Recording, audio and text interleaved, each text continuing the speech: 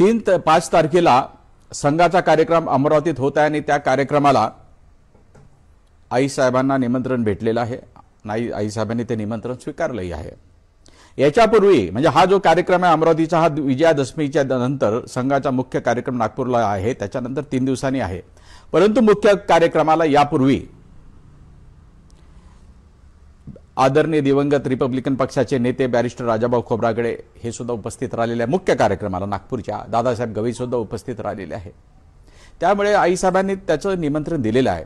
आणि तसेही गवई परिवाराचे पक्षविरहित असे संबंध आहेत.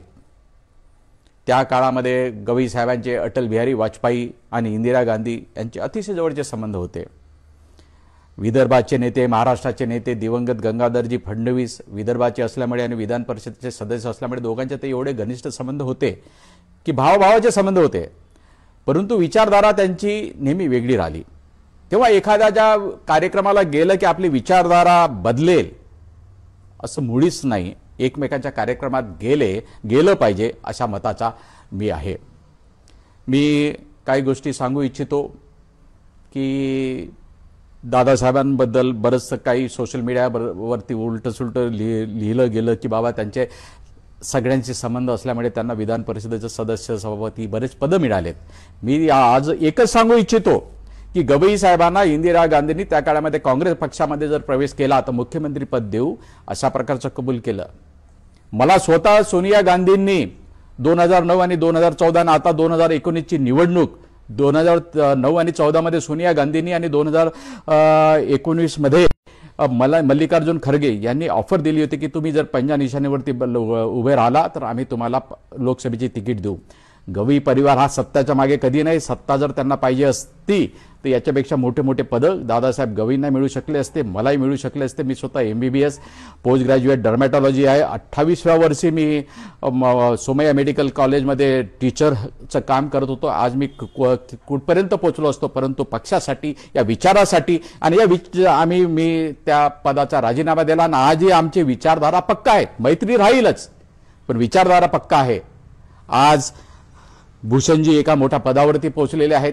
गवई साहेबांचे जे काही विरोधक होते त्यांच्या पोटात दुखतंय आणि त्याच्यामुळे उलट्या सुलट्या ज्या सोशल मीडियावरती जे काही लिहिलं जाते ते गवई साहेबांचे विरोधक मुद्दामून भूषणजी मोठ्या पदावरती गेल्यामुळे त्यांच्या पोटात दुखत असल्यामुळे ते करीत आहेत. तेव्हा ठीक आहे, उलट्या सुलट्या होत आहेत पण काही पॉझिटिव्ह रिॲक्शन सुद्धा आहेत. त्याच्यामुळे मी त्याच्याकडे फारसं दुर्लक्ष करतोय. मी आईसाहेबांना तर सांगेल की अजून आईसाहेबांनी निर्णय घेतलेला आहे. तुम्ही कोणताही निर्णय घ्या, एक मुलगा म्हणून आणि रिपब्लिकन पार्टी ऑफ इंडियाच्या सरचिटणीस म्हणून मी खंबीरपणे त्यांच्या पाठीमागे उभा राहील. कारण की सोशल मीडियामध्ये पॉझिटिव्ह निगेटिव्ह होत राहते, लोक करत राहतात. मला काय त्याच्यावरती जास्त बोलायचं नाही, बोलता येईल पण अजून त्याच्याबद्दल दुर्लक्षच करणं बरोबर राहील. आणि माझं बाईट संपवण्यापूर्वी मी एकच सांगतो की दादासाहेब गवई आणि अटल बिहारी वाजपेयी यांचे अतिशय जवळचे संबंध होते.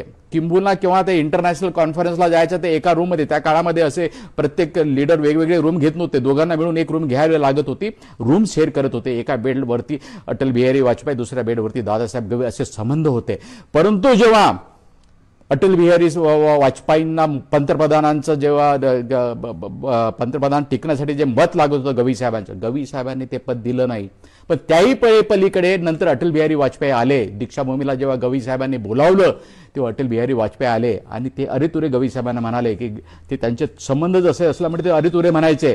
ते म्हणाले की गवई तूने मुझे वोट नहीं दिया, मेरा पंतप्रधान पद तब गया था, लेकिन ये दीक्षाभूमी के प्रगति के लिए तुमको जो जो भी फंड चाहिए वो फंड में देने के लिए कभी पीछे नहीं हटूंगा. अशा प्रकारचे लोक तिथे होते. आज कुठे लोक गेलेले आहेत. व्यक्तिगत संबंध आणि विचारधारा ही वेगळी असते. आमची विचारधारा कायम आहे. सर्व धर्म समभाव, सर्व धर्म जो पक्ष घेईल त्याच्यासोबत आम्ही कालही होतो, आज जे आणि उद्याच राहील. पण व्यक्तिगत संबंध आपण कायम ठेवले पाहिजे.